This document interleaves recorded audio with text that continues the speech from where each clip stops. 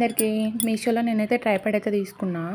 Videos అయితే తీయడానికి కొంచెం కష్టమవుతుంది అనేసి ట్రైపాడ్ అయితే తీసుకున్నా.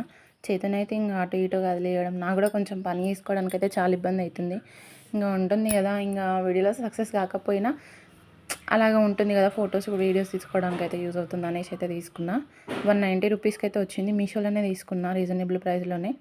చూద్దాం, ఇది వర్క్ అవుతే ఇంకా మంచి క్వాలిటీది తర్వాత తీసుకుందాంలే అనేసి అయితే తీసుకున్నా. ఓకే, అంత స్టాండర్డ్గా అయితే ఏం లేదు.